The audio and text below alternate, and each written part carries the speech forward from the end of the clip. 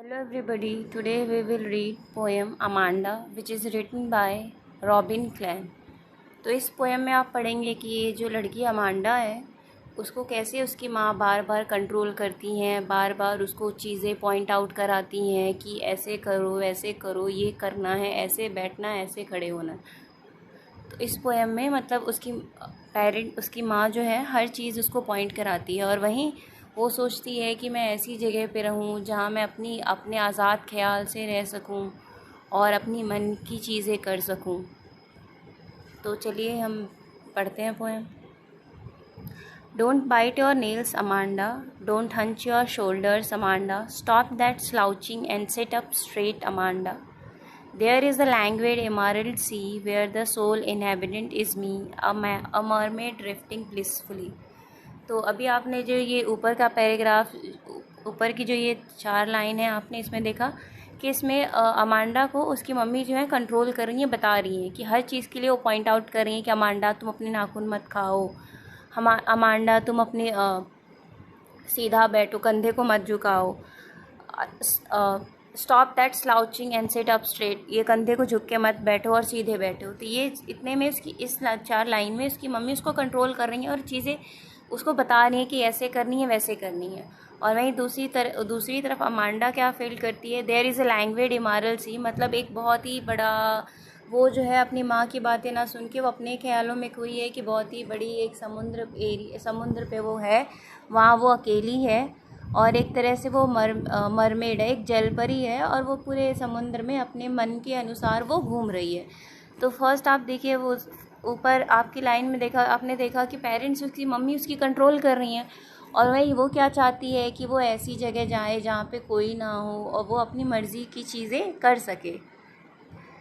Did you finish your homework, Amanda? Did you tidy your room, Amanda? I thought I told you to clean your shoes, Amanda. I am an orphan roaming the street. I pattern soft dust with my hushed bare feet. The silence is golden, the freedom is sweet। तो अभी फिर देखिए आप ऊपर उसकी माँ उसको फिर पॉइंट आउट कर रही हैं कि अमांडा तुमने अपना होमवर्क किया, अमांडा तुमने अपना घर साफ़ किया, मुझे लगा कि मैंने तुमको अपना जूता साफ़ करने के लिए बोला। तो यहाँ पे उसकी मम्मी फिर से उसको कंट्रोल कर रही है, उसको चीज़ें बता रही हैं, सिखा रही हैं, तुम ऐसे ऐसे करो। और वहीं अमांडा क्या फ़ील कर रही है कि मैं एक अकेली अनाथ लड़की हूँ जो सड़कों पे घूम रही हूँ। और I pattern soft dust with my hushed bare feet, यहाँ बेयर फीट का यूज़ इसलिए किया गया है क्योंकि ऊपर आपने देखा लाइन में कि उसकी मम्मी ने उसको जूते साफ़ करने के लिए बोला था। तो वो कह रही है कि मैं अपने नंगे पैरों से इधर मिट्टी जो जिस पे मिट्टी लगी हुई है, मैं नंगे ऐसे घूम रही हूँ। The silence is golden, the freedom is sweet. तो यहाँ साइलेंस इसलिए बोला गया है कि वो चाहती है कि वो अकेले रहे, वो चाहती है वो ऐसे वर्ल्ड में रहे जहाँ पे उसको ऐसे कंट्रोल ना किया जाए, वो अपनी मर्ज़ी की चीज़ें कर सके। आप देख रहे हैं कि उसकी मम्मी उसको बार बार पॉइंट आउट कर रही हैं कि ये ऐसे करो, ये करो, वो करो। तो वो चाहती है कि वो अकेले रहे जहाँ पे आज़ादी उसको मिले, वो अपनी मन की चीज़ें कर सके। Don't eat that chocolate, Amanda. Remember your acne, Amanda. Will you please look at me when I am speaking to you, Amanda? तो उसकी माँ देखिए फिर उसको कंट्रोल कर रही हैं और उसको चीज़ें सिखा रही हैं, बार बार उसको टॉन्ट कर रही हैं, बार बार उसको पॉइंट आउट कर रही हैं कि तुम चॉकलेट नहीं खाओ वरना तुमको ये दाने हो जाएंगे, एक्ने हो जाएंगे, और जब मैं तुमसे बात कर रही हूँ तो तुम मुझे देखो। तो वो चीज़ें वो बार बार उसको पॉइंट आउट कर रही हैं, वो चीज़ें सिखा रही हैं। और वहीं अमांडा क्या फील कर रही है कि I am Rapunzel, I have not a care, life in a tower is tranquil and rare, I will certainly never let down my bright hair।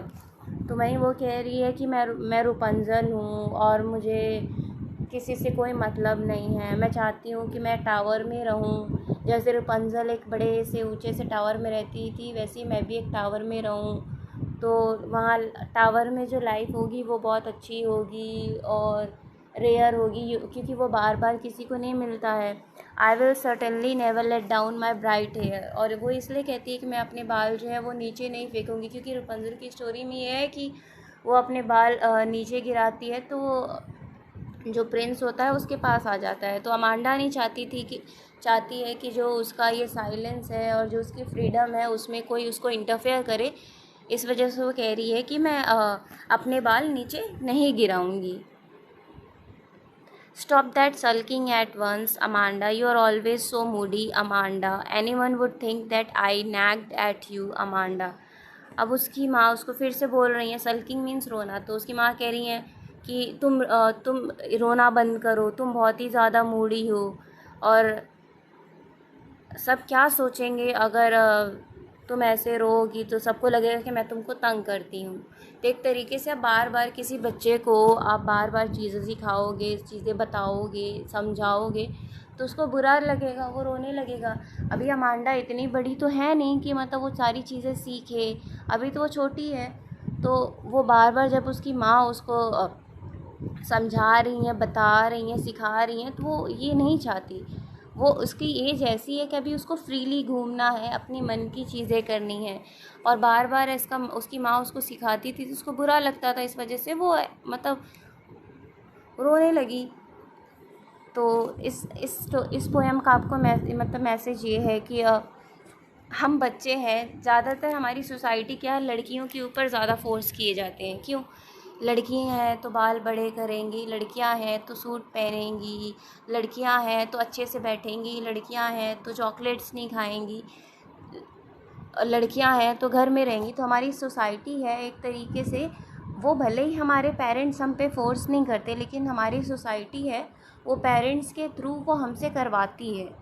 तो इस पोइट्री में यही है कि उसकी पेरेंट्स उसको कैसे, उसकी माँ उसको कैसे बार बार चीज़ें बता रही हैं, सिखा रही हैं, तो वो ऐसा क्यों कर रही हैं, वो सोसाइटी की वजह से कह रही हैं।